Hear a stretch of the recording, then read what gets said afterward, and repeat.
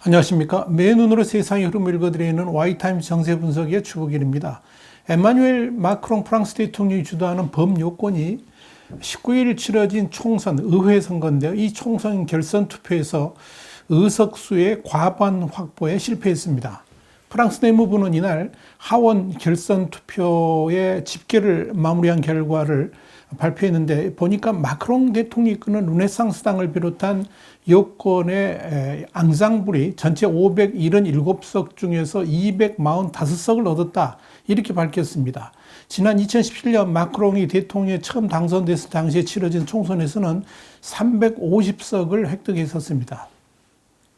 마크롱의 여권 앙상블은 가장 많은 의석수를 획득한 다수당이긴 합니다만은 과반 의석인 최소 289석에서 44석이 모자랍니다. 그래서 법안 단독 처리가 불가능하게 됐습니다. 이렇게 프랑스 집권 세력이 하원에서 과반 의석을 장악하지 못한 것은 1988년 집권한 프랑스와 미테랑 이후에 20년 만에 처음입니다. 이번 총선에서는 앙상블을 비롯한 중도 진영의 부진 속에 좌우 극단 진영의 약진이 두드러졌습니다.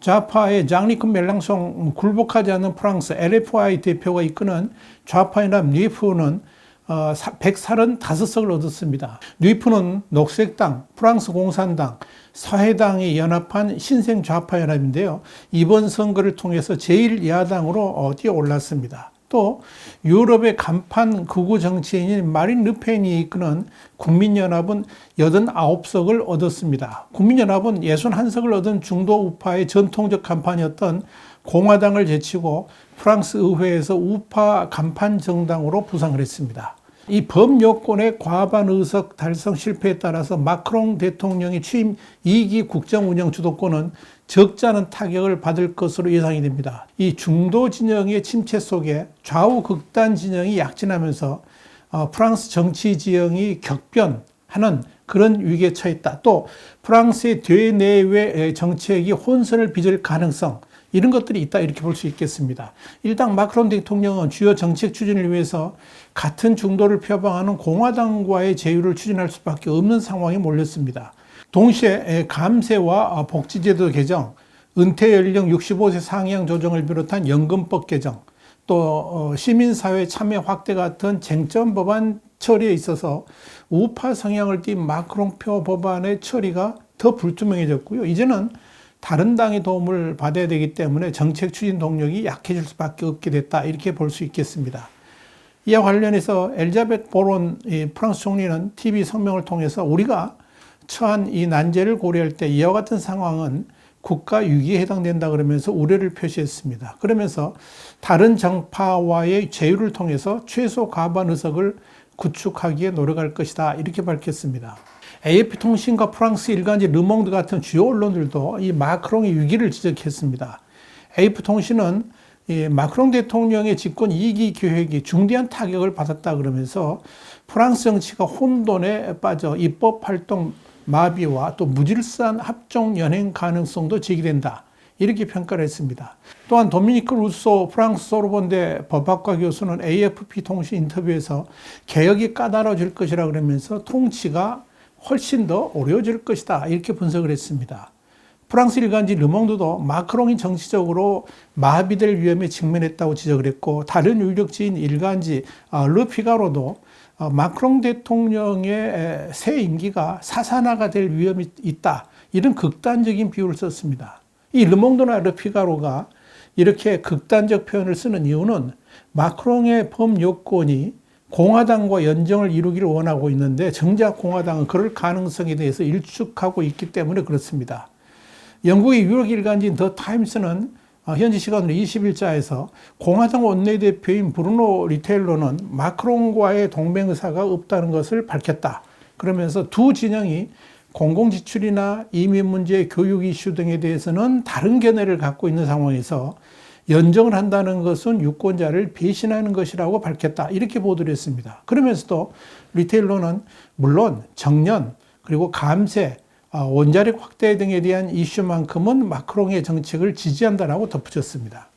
결국 마크롱 대통령은 이번 선거 결과로 말미암아서 감세와 복지개혁, 청년 연장이라는 야심찬 이기 개혁을 예정해 두고 있었는데 이번 선거 결과로 모든 계획이 흐지부지 될 위기에 처해 있다. 이렇게 볼 수 있습니다. 자, 그렇다면 마크롱이 이끄는 범여권 앙상블은 왜 이번 총선에서 과반수를 차지하지 못했을까요?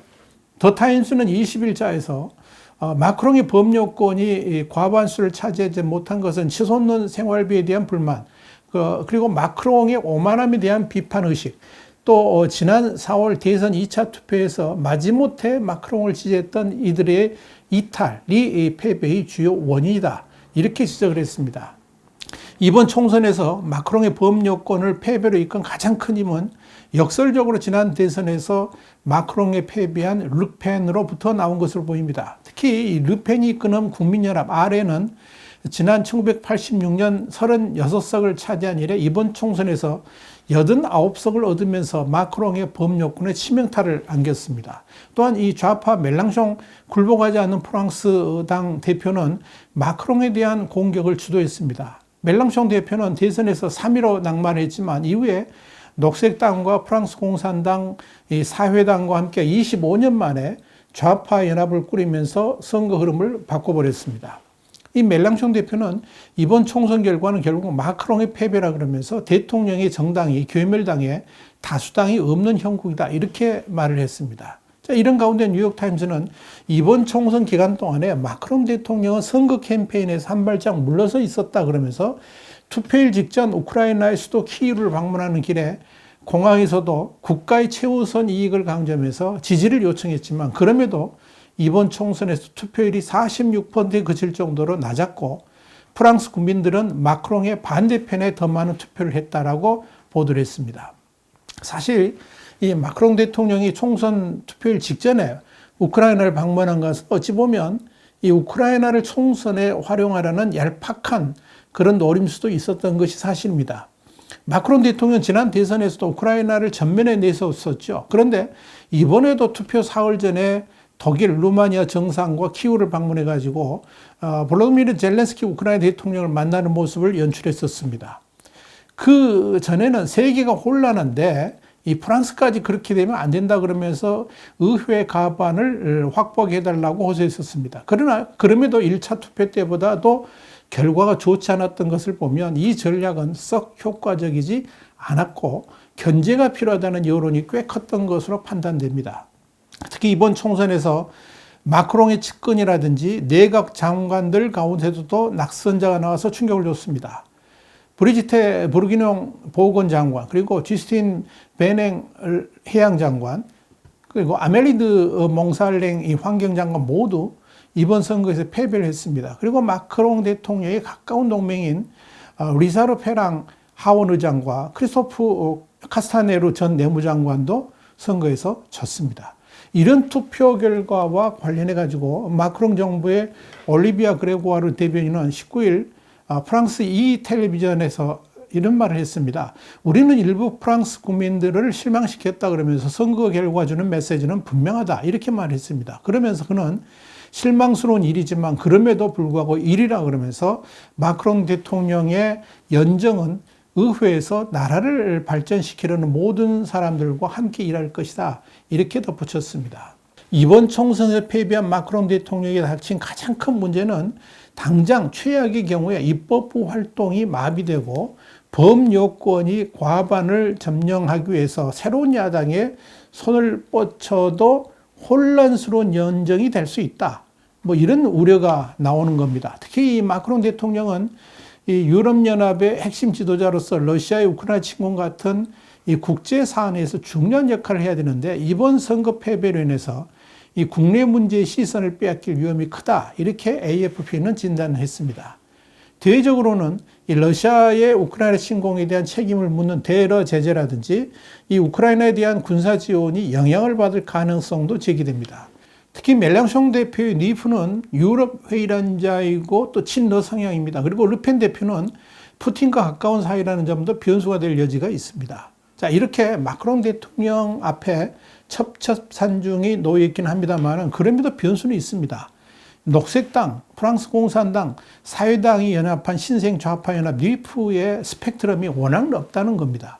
이런 연합 덕에 제1야당이 되긴 했지만 원자력 확대와 치안 유지 같은 정책 이견이 있기 때문에 언제든지 분열할 위험이 있습니다. 특히 이 사회당과 녹색당이 떨어져 나올 공산이 상당히 크다 이렇게 보여집니다. 마크롱의 법률권 앙상블은 바로 이 좌파의 단일 대오에 대한 공격에 들어간 것으로 보입니다. 어찌됐건 이 마크롱의 프랑스는 당분간 상당한 혼란과 함께 마크롱의 대외적 지도력 약화가 당분간 이어지지 않겠나 이렇게 판단됩니다. 와이타임스 정세 분석이었습니다. 다음 시간에 다시 뵙겠습니다. 감사합니다.